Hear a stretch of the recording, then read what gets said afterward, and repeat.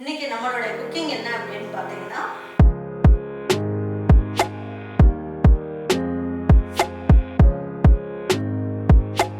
கருவேப்பிலை சாதம். நல்ல பசங்களுக்கெல்லாம் பிடிச்ச மாதிரி நல்ல ஒரு ஹெல்த்தியா ஒரு லஞ்ச் பாக்ஸ் ரெசிபி.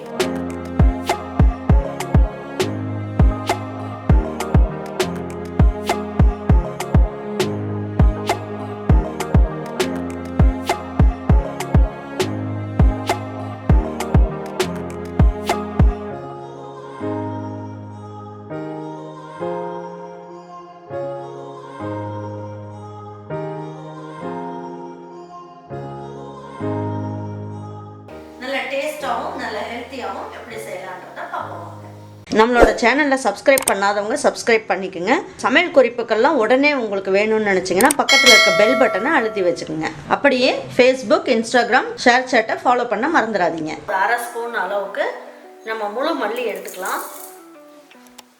இதுலேயே 3 பச்சை மிளகாய் எடுத்துக்குவோம்.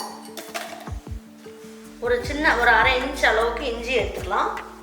நம்ம என்ன பண்ணுவோம், இதை வந்து பல்ஸில் போட்டு எடுத்துக்கலாம். ஏன்னா இது எல்லாமே ஒன்றா போட்டு அரைக்கும் போது ஒரு சில நேரம் என்னாகும், முழு மல்லி வந்து தூளாகாது. இப்போ அது பசங்களுக்கெல்லாம் பிடிக்காது. அதனால நம்ம என்ன பண்ணுவோம், தூள் பண்ணிக்கலாம். இப்போ இது எல்லாமே வந்து என்ன ஒரு பக்கம் நல்லா எல்லாமே மேலே வந்துருச்சுல, இதெல்லாம் ஒரு வாட்டி தள்ளி விட்டுட்டு இதில் என்ன பண்ணுவோம், ஒரு 5-6 சில்லு அளவுக்கு தேங்காய் எடுத்திருக்கேன், அதையும் போட்டுங்க. போட்டுட்டு ஒரு கைப்பிடி அளவுக்கு கருவேப்பிலையும் போட்டுக்குங்க. நல்லா ஒரு வாட்டி பல்ஸில் போடுங்க. அப்போ எல்லாமே நல்லா துருவி வந்துடும். அதுக்கப்புறமா என்ன பண்ணணும்னு சொல்கிறேன் பாருங்க. ஓரளவுக்கு முழு மல்லி வந்து நல்லா தூளாயிடுச்சு, கருவேப்பிலையே தூளாயிடுச்சு.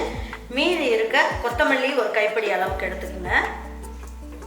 புதினாவும் ஒரு கைப்பிடி அளவுக்கு எடுத்துக்கோங்க. இதுலேயே இதுக்கு தேவையான அளவுக்கு, அதாவது நம்ம போடுற சாதத்துக்கு ஏற்ற மாதிரி உப்பையும் போட்டுடலாம். பாருங்க, இதுக்கு கொஞ்சமாக தண்ணி ஊற்றிக்கலாம். அரைக்கிறதுக்கு தேவையான அளவுக்கு தண்ணி ஊற்றிக்கலாம். இந்த அளவுக்கு இருந்தால் போதும்.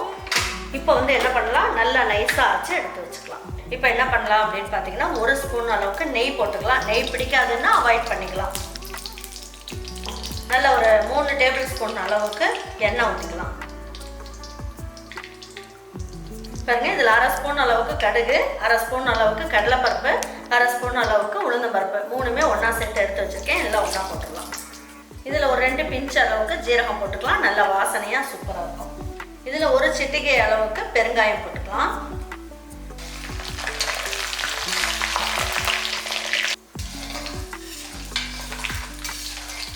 எல்லாமே நல்லா பொரிஞ்சிருச்சு. இப்போ இந்த ஸ்டேஜில் என்ன பண்ணலாம் அப்படின்னு பார்த்தீங்கன்னா ஒரு இனுக்கு கருவேப்பிலை எடுத்து வச்சுருக்கேன், இதை போட்டு இதுலேயே ஒரு 25 கிராம் அளவுக்கு வேர்க்கடலை எடுத்து வச்சுருக்கேன். இது பச்சை வேர்க்கடலை தான், இது அப்படியே போட்டுடலாம். இதில் 2 காஞ்ச மிளகாவை நல்லா அந்த மாதிரி கட் பண்ணி வச்சுருக்கேன், இதையும் போட்டுக்கலாம். இதில் ஒரு 10 மிளகு அளவுக்கு போட்டுக்கலாம். நல்லாயிருக்கும், வாசனையாக இருக்கும். இந்த அளவுக்கு நல்லா எல்லாமே வறுத்தாச்சு. இப்போ நம்ம எடுத்து வச்சுருக்கோம் இல்லைங்களா சட்னி, இந்த சட்னியை இதில் ஊற்றிடலாம்.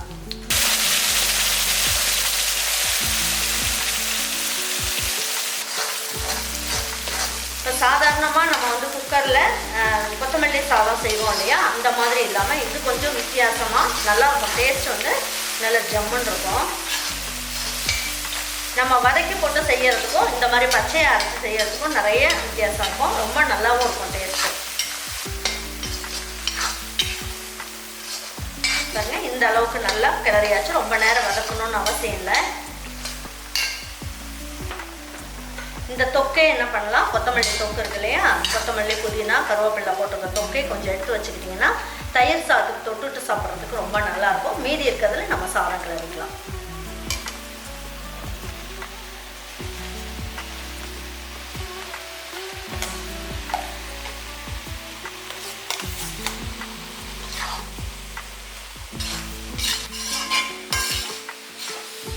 இது நம்ம எப்பயுமே செய்கிற கொத்தமல்லி சாதம் மாதிரி இல்லாமல் கொஞ்சம் வித்தியாசமான சுவையில் சூப்பராக இருக்கும்.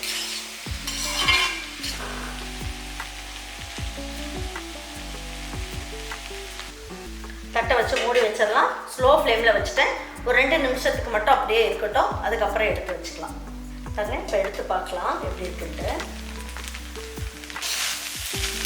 பாருங்க, இந்த அதாவது இந்த கொத்தமல்லி, புதினா எல்லாமே இந்த சாதத்துக்குள்ளே நல்லா ஒன்றா போய் ரொம்ப நல்லா வச்சுருக்காங்க. உள்ளே எல்லாம் அந்த எசன்ஸ் ஃபுல்லாக அந்த சாதத்துக்குள்ளே இறங்கிடுது. இப்போ இதை எடுத்து ஒரு பாக்ஸ்க்கு எடுத்து வச்சுக்கலாம்.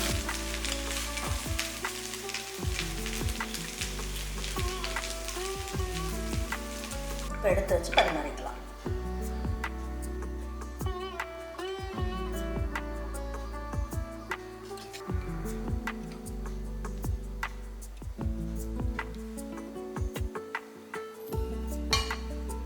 பாருங்கள், சூப்பராக நல்ல டேஸ்ட்டாக நல்ல ஒரு கருவேப்பிலை, கொத்தமல்லி, புதினா எல்லா மனமும் வர மாதிரி ஒரு லஞ்ச் பாக்ஸ் ரெசிபி ஒன்று ரெடி பண்ணியாச்சு.